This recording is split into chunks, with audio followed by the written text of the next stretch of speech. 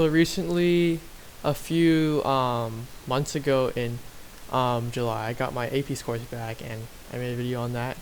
And I said I would talk about each AP exam. And this video, I'm gonna talk about a rough overview on how I got it, and then I'm gonna make videos in the future on the specifics. So, what I suggest is that you approach different exams differently. For example, you don't approach math and English the same way. What I mean by that? So I took AP Calc, AP Chemistry, AP Language and Composition, and AP Psychology. Okay, here's a strategy. Know your easy ones. AP Psychology, right? And I know people say, oh, you shouldn't procrastinate, leave it up to something. But if you're taking more than 3-ish AP classes, and you have maybe a busy year, you're doing a bunch of other stuff, clubs, extracurriculars, and you really don't want to be studying for AP exams early, then I suggest saving those AP exams for maybe like 1 week, 2 weeks. Okay, maybe you learn like a few months before, just rough overview, but actually start going hard on it like 1 week before. And I'm talking about AP Psychology for this one. AP Psychology, maybe AP Comp Sci, all the easy tier lists. I think you can really cram that knowledge in very fast. And people think like, oh, cramming, you don't remember, but the thing is, throughout the whole school year, you're learning it anyway, so cramming just enhances it. And yeah, it's probably not as good as spreading it throughout, but I think it's still quite effective.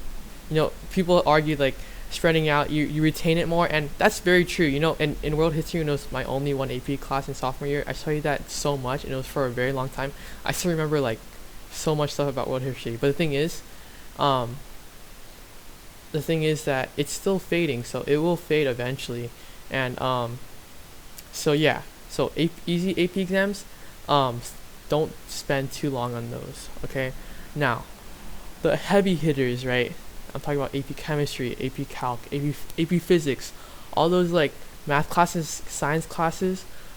Those are easy to study for because they're not subjective like English. English I'll talk about at the end of the video, but those you should spend the most of your time in. Why? Because it's easy to improve your score through practice, because all the answers you get instant feedback and you know why it's wrong. Okay. Lastly, we have English. English is very interesting. Okay, so for me, in my school, my English teacher was actually an AP grader, so I was fortunate enough to be blessed by having a very credited teacher. And I would suggest going to every office hours, and if office hours is not available at your school, maybe you seek tutorings elsewhere. There's many like free programs right now. I think there's like schoolhouse.world, they might have tutoring for that. But other than that, go to each office hours. And very, very important, you want to, after you do an essay, you want to get feedback on it immediately. And you instead, a lot of times teachers will give you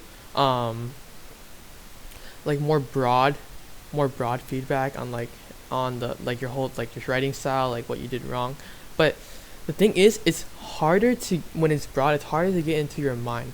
So for English especially, I recommend that you guide the conversation with your English teacher, because normally that's just the nature of English teacher. They'll talk about like more of the broad stuff because they're very big thinkers, right? And quite frankly, they don't have much time. So that's where you come in play, and you have to be active in the conversation. Ask like, for me specifically, every time I went to office hours, I'd ask this at least 3 times. For example, how would you write this? And that specificity let me infer how I would the writing style and the correct way on how to enhance the points.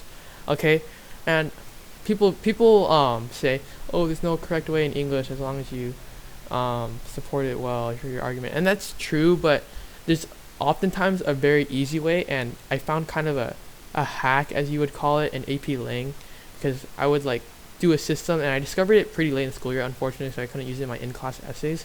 But when it came to AP exam, I was so confident because I knew the hack. And why do I knew that hack? It's because the countless hours I spent in English, I found in the office hours, I found a pattern that can be generalized to like to the specific essay, and I'll break that down later in the video. Okay, thank you everyone for watching, and I hope you guys do well on your AP exams.